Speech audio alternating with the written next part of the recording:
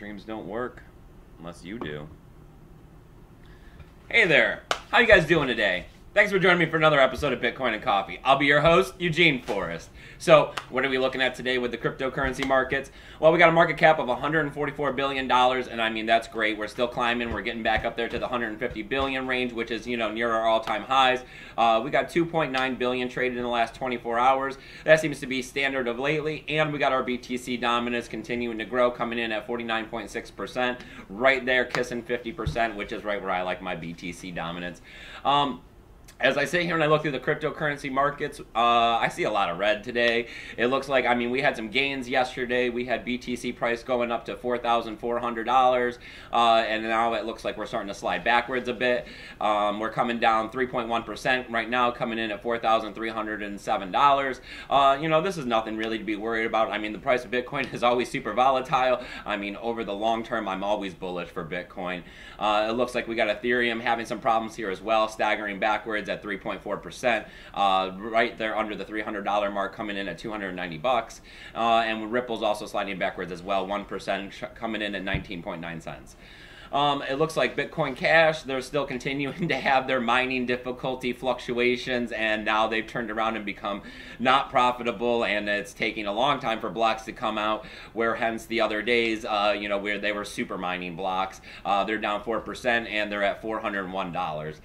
We got Litecoin continuing to struggle also. Man, this one beat me up, right? Coming in at $51.95. We're down 4.75%. And we got Dash struggling as well, continuing on their slow decline, coming in at $298. That's down 5.9%. And we got NEM sliding backwards 6%. That one hurts just a little bit, coming in at 22.4 cents. But I'm sure that, as these markets turn around, they're going to go back upwards. And of course, high tide rises all ships. Bitcoin's going to be up before we know it. So, and we got Monero rolling in at $87.42. That's down a bit for them from where they've been lately, coming in. It's down 5.4%. And we got Ethereum Classic holding on to $12 at $12.01, coming down 5.75% as well.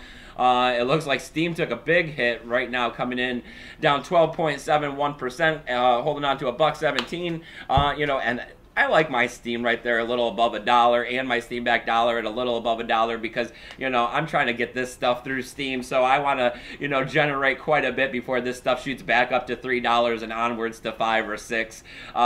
So let's keep the price here, you guys. That's all good with me. Let's see what else we got. We got Zcash, they're sliding back 7.8%, coming in at $241. So what are we looking at today on the cryptocurrency news?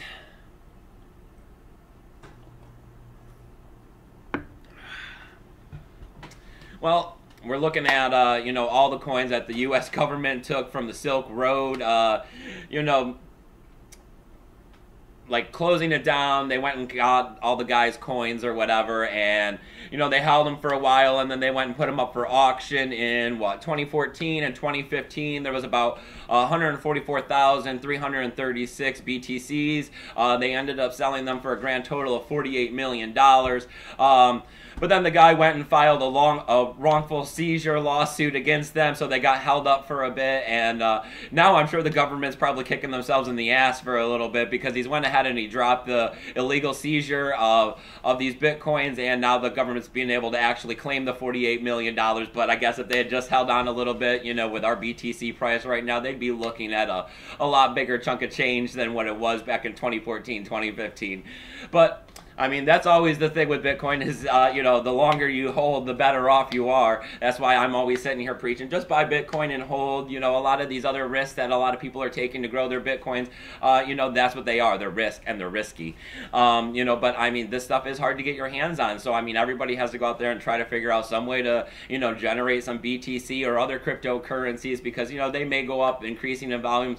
But as I'm always saying, BTC is, king of all. So, at the end of the day, when this is all done and said, you really want your cryptocurrency value turned into BTC, especially when you go to sleep, because you never know where anything else is going to be when you wake up. As we continue along with the news, Let's see. We got the Commodities Trading Commission. They're going to be examining Coinbase. Remember, a ways back we had that flash crash of Ethereum, which dropped the price from like what 317 down to 10 cents in a matter of seconds, and then turned around and bounced right back up, and it closed all those leverage tradings. Well, I guess the Commodity Trading Commissions are going to be taking a look into the situation and examining what happened there exactly, and seeing if leverage trading had, a big play in this, and, what was legal and not legal in the situation. So, I mean, this is, more government regulation, government stepping in, government seeing what's going on in cryptocurrency. But I guess this time it's more of a way of protecting some people that may have, had their positions closed. But as I think I remember, Coinbase had already come back and said that they were going to take care of those people who had their positions closed. So I don't know really what can be done about the situation now. And last little bit of news I got is Alexander Vinicky. The guy that was arrested in Greece, they think that he had a lot to do with the money laundering of the $4 billion through BTCE. He was arrested on holiday in Greece, even though he's a Russian nationalist. They're saying that that they want to expedite him back to Russia for fraud charges. He's also saying that he had nothing to do with the whole situation. It's getting to be a very complicated mess of where he's going to go, where he's going to be tried, and at the same time, he's still sitting there denying any position in it, even though they're saying that he was more than likely a CEO of the company, and the fact that while he was on vacation, it said that they were down for maintenance on the website, and then since he had been gone, the site had stayed down for quite a while, and he said that it was a coincidence. But you never know. I mean, coincidences do happen, but yeah, I'm sure this guy had something to do with it. I'm sure that the government has done quite a bit of, research and manpower and money invested in making sure that this guy was him before they went out and arrested him on this situation. It's been quite some time.